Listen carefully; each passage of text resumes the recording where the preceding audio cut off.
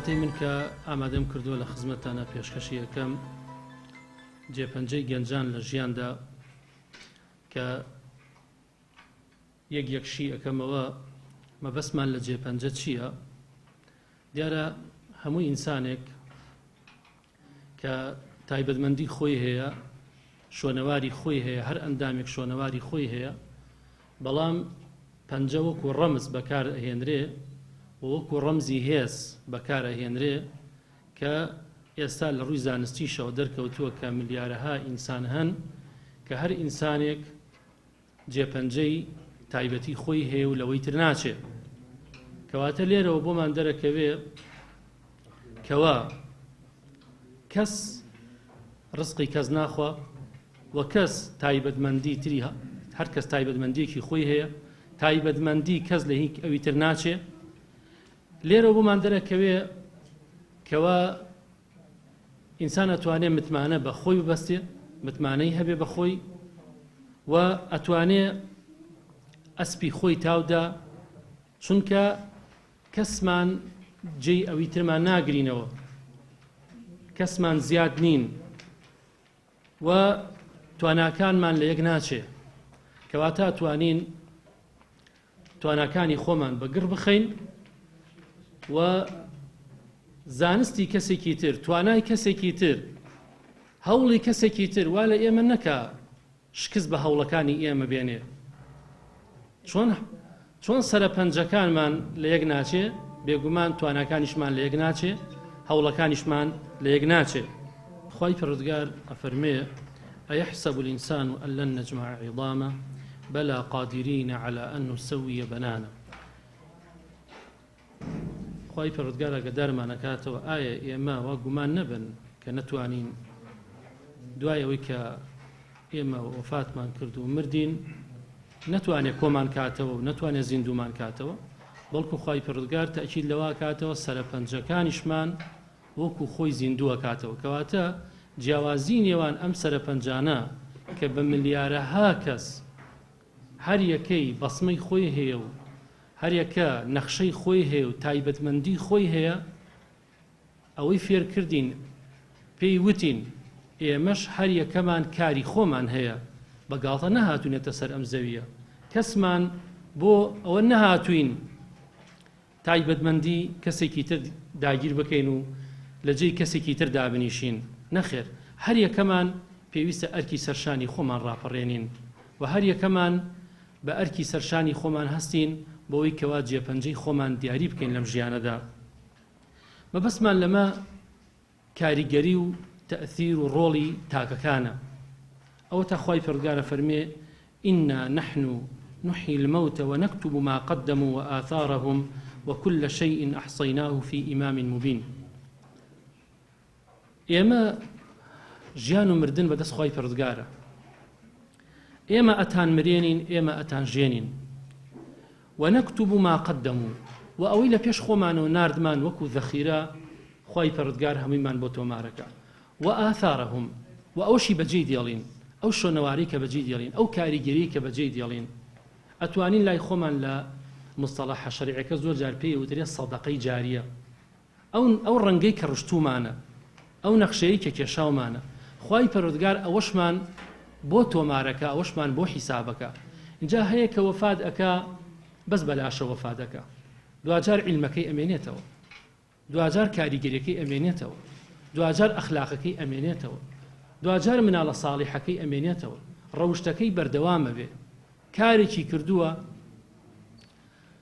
هەمیشە ئەو کارە ئیش ئەکا. گرنگە ئینسان ئاوها بژێ، ئینسان بەوە نەهاتووە یەک جار بژێ و کۆتایی پێبێ، بەڵکو لە ژێر سایی ئیسلامە، لە ژێر سایی ئیمانە، لە ژێر سایی شەریعەتە ژیانی ئێمە هەمیشە بەردەوامە بێ بە کارە باشەکانمان، بە سەدەقە جاریەکانمان. ئەوە تا پێغەمبەری خوا صلی الله عليه وسلم ئەفەرمێ: لا تقتل نفس ظلما. نفسێک نەکوژراوە، نفسێک کۆتایی پێ نەهاتووە ئیلا نەوەی ئادەم، کوڕە گەورەی ئادەم تایە بەشدارە. بۆ چونکە سەبەبی یەکەم لە خوێن ڕشتن ئەو بوو. شەریکە لە هەموو قەتلەکە کە ئەکرێ کەواتەوە ئاثەواری هەیە شوێنەواری هەیە بە پێچەوانەشەوە بۆ کاری چاکە ژوایە. لە حەدیثێکی درا پێغەمبەری خوا صلی الله عليه وسلم کاتێک هەندێک خەڵک هاتن هەندێک عەرابی هاتن بەرگو پۆشاکی دیارە جل و بەرگی شڕیان لەبەر بوو پێغەمبەری خوا صلی الله عليه وسلم زۆری بەزەی پیا هاتنەوە هانی هاوڵانی دا کە خێریان پێ بکەن. دیارە خەڵکەکە سارد بوو بەڵتیء بوو لە چوون بەدەم ئەو سەدەقەیەوە بەدەم ئەو هەژارانەوە. بۆیە پێغەمبەری خوا صلی الله عليه وسلم کاتێک پیاوێکی ئەنساری بینی بە سەبەتەیەکەوە هات دوجار ئەو سەبەتەیە گەورە بوو بە گردێکی گەورە لە خێر و سەدەقە پێغەمبەری خوا صلی الله عليه وسلم ناوچەوانی گەشایەوە دەموچای مبارەکی ئەدرەوشایەوە. پێغەمبەری خوا صلی الله عليه وسلم لێرە ئەم فەرمودەی فەرمووی من سن في الإسلام سنة حسنة هەر کەسێک ڕێگە و ڕێبازێک دابنێ ڕەنگێک بڕێژێ ببێ بە سەبەبی ئەوەی خەڵک چاوی لێ بکە لە کاری باشە وەکو لەم شوێنەیە کە فەرمووی ئەو هاوڵە سەرەتایەک بوو بۆ ئەو سەدەقە جاریە بوو بە سەبەب بۆ ئەوەی کەوا ئەو گردە ئەو کۆمایە لە خێر و چاکە کۆبێتەوە بۆ ئەو هەژارانە. هەموو ئەو خەڵکە کە خێری کردووە کەسی یەکەم تیا بەشدارە لەبەرەوەی ئەم ڕەنگەی ڕشت یەکەم کەس ئەم هیمەتەی کرد. بۆیە فەرمووی فعومل بها بعده كتب له مثل أجر من عمل بها ولا ينقص من أجورهم شيء. بێ ئەوەی لە ئەجر و پاداشتی ئەو کەسانەش کەم بێتەوە کە لە دوادار چاکیان کردو. پێچەوانەکەشی من سن في الإسلام سنة سيئة هەر کەسێکیش سنەتێک ڕێگە و ڕێبازێک خراپ دابێنێ بەڕاستی ئەوەی کە لە دوایەوە دێ هەمووی تیا بەشدارە بێ ئەوەی لە خراپەی ئەوانیش کەم بێتەوە. ئەی باشە ئەی ئەگەر کەسێک منداڵێکی ساڵح پەروەردەکە ئەبێ ئەجر و پاداشتی چەند بێ کەسێک تەڵەبەیەک پەروەردەکە ئەبێ ئەجر و پاداشتی چەند بێ دوجار ئەو کەسە بێ بە عالم پێچەوانەکەی وەرە. باشە ئەگەر کەسێک لەسەر دەستی ئێمە مناڵێک لەسەر دەستی ئێمە بەرەو خراپە بڕوە ئەبێ باری شانمان چەندە قورس بێ ئەویش خەڵکێکی تر هەتا ژیان بەردەوام بێ بۆیە بێ زۆر وریابین لە قسەکانمان.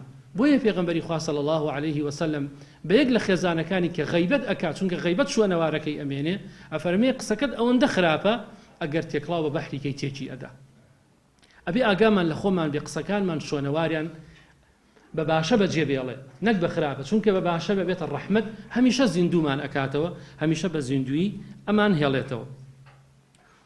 ئێستا پێشکەشکردنی پانێڵێکی ئاوە ئەبێت چەند کەس بەشدار بێتیایە کەواتە شەرت نییە مەرج نییە سەدەقە جاریەکانمان شوێنەوارەکانمان تەنها بە یەک کەس بکرێ تەنها خۆمان پێی هەستین. جاری وا هەیە بە گروپ ئەکرێ ئەتوانین بە جەماعی پێی هەستین بەو سەدەقە جاریە بەو کارە باشە بەو ڕەنگڕشتنە. ئێستا هەر ئەوەندەی من بزانم ڕاگەاندن بەشدارە ئەنجومەن بەشدارە جەنابی مامۆستا یاسین بەشدارە تاکی ئەم خوشک و برایانە بەشدارن ئەو کامێرەوانە بەشدارە ئەو پەیامێرە بەشدارە ئەو کەناڵە بەشدارە ئەو کەسێک جوو ئەگرێ بەشدارە. ئەمە هەمووی لە سەدەقەیەکی جاریە هەمووی لە پرۆژەیەکە کەواتە ئەتوانین پێکەوە کار بکەین بۆی جێدەستمان دیار بێ بە هەرەوەزی کار بکەین و ئەوەیشی لە دەستمان دێ بە تەنیاش ئەتوانین سەدەقەی جاریە شوێنەوار بەجێ بێڵین بۆ خۆمان. گەورەترین شوێنەوارێک کە پێغەمبەری خوا صلی الله عليه وسلم بەجێ هێشت بێ خوای گەورە کە وەصفی ئەکا ئەفەرمێ وئینەکە لەعەلا خولق عەظیم. پێغەمبەری خوا صلی الله عليه وسلم چۆتە سەروی ڕەوشتەوە ئەخلاقی ئەوەندە بەرزە ڕەوشتی ئەوەندە بەرزە لە هەموو ڕەهەندەکانەوە خوای پەروەردگار بەو وەصفی ئەکا خوای گەورە ئاوا وەصفی ئەکا. ئێستا بووەتە لەقەد کانە لەکم فی ڕەسوول الله ئوسوەة حەسەنە بۆ ئێمە بووەتە پێشەنگ ئێمە ئەبێ هەر بگەڕێنەوە بۆ پێغەمبەری خوا صلی الله عليه وسلم. بۆیە تای ترازووی پێغەمبەری خوا لە تای ترازووی هەموو ئومەت قورسترە. پاشان بە ئەبوو بەکر ئەفەرمێ ئەبوو بەکر تای ترازووی هەموو ئومەت چاکەی هەموو ئومەت لە تای ترازوویە کابێ و هی تۆش لە تای ترازوویە کابێ هێشتا هی تۆ قورسترە. بۆ چونکە ئەبوو بەکر پێشەنگ بوو ئەبوو بەکر یەکەم کەس بوو لە قافڵەکە لە کاروانەکە یەکەمین کەس بوو هەموو چاکەکانمان بۆ ئەو ئەڕوا بێ ئەوەی لە چاکەی ئێمەشکەم بێتەوە. کەواتە بابین بە پێشەنگ بابین بە قودوە. عمەری کوڕی خەتاب خوای گەورە لێ ڕازی بێ لە چی بوو بە قودوە لە دادگەری ناونیشانێکی هەڵبژارد ئەو لەقەبە لێینرا خۆی سەلماند لە ئەو دادگەری و عەدالەتیەی کە لە ڕۆژی تنگانەیە لە ڕۆژی برسێتیە لە ڕۆژی ناڕەحەتیە لە سەردەمی خەلافەتی خۆیە ئەو هەڵوێستە جوانانەی کە نواندی بۆ ئێمە بوو بە پێشەنگ بۆ ئومەت بوو بە پێشەنگ ئێستا هەر مامۆستایە کە ئەیەوێ وتاردا کەم وایە باسێک لە دادگەری ئیمامی عومەریتیانە بێ ئیمامی عوثمان لە حەیا و حورمەتەکەی لە شەرمەکەی خالید لە ئازایەتی و جەنگەکەی یوسف لە عیفەتەکەی لە پاکیەکەی یوسف ناونیشانە ڕەمزە ئێستا بۆ عیفە بۆ پاکێتی بەچی بەو هەڵوێستە جوامێریانەی کە نواندی لە بەرامبەر ئافرەتێکە لە غەریبی وإلا تصرف عني كيدهن أصب إليهن وأكن من الجاهلين لو دعاء كساسي كهواري كربو لا إخوة فاستجاب له ربه خواهي پروردگار وڵامی دایەوە بند کراوە لە غەریبی ئافرەتێک لە ئەو پەڕیش و خوشەنگی دەرگاکانی لێداخستووە و ئەیەوێ بانگی ئەکا بۆ کاری فاحیشە بوو بە ڕەمز بۆ ئێمە هەر کاتێک کە ئێمە ئەمانەوێ نەزەرێک بکەینە بە یادی یوسف بکەین خێر و پاداشی یوسفیشی تایە سەلامی خۆی لێبێت لە عیلم و زانست ئیبن مەسعود ئیبن عەباس ئیبن عومەر عەبادیلە بە شێوەیەکی گشتی ڕەمزن بۆ فقه ڕەمزن بۆ عیلم ڕەمزن بۆ زانست ئێساش مفەسیرین فقەها ئەبێ بگەڕێنەوە بۆ ئەوان ئەبێ ئیلا لەو ڕەنگەی ئەوان ڕشتویانە لە فقه و لە زانست و لە حەدیث ئەبێ بڵێن عن ابن مسعود عن ابن عمر ئەبێ عن ابن عباس ئەبێ بگەڕێنەوە بۆ ئەوان بۆیە بەڕاستی زۆر گرنگە ئێمە لە ژیان دەرنەچین تا جێپەنجەی خۆمان دیاریەکەین